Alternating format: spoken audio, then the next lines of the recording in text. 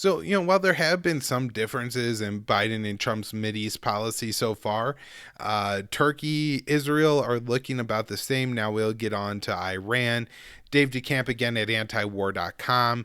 Iran Zarif, that's their foreign minister, says window is closing for Biden to revive JCPOA. That's the Iran nuclear deal.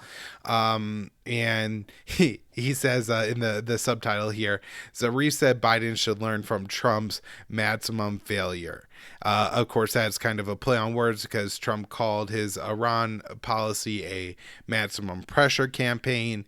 And really, that just meant sanctions, depriving the Iranian people of what they need, medicines during a pandemic, is kind of how that's played out.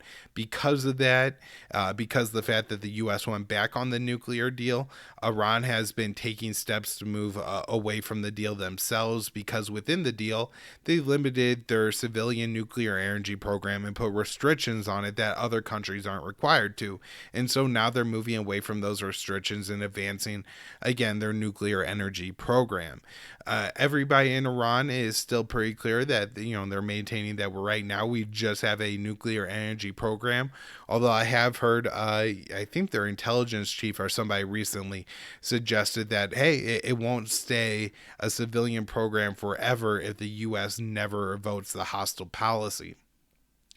What I've seen from the Biden administration is disturbing on this issue.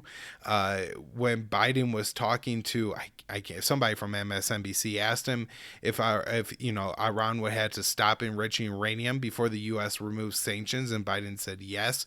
Now the Biden administration got out there pretty quickly and clarified that, hey, our president is just maybe a little slow and didn't realize what the question was, and actually, you're allowed to enrich uranium as laid out in the JCPOA, but no higher, rather than, going along with Biden, which almost would be, really changing the deal to say that they were, requiring Iran not to enrich uranium at all.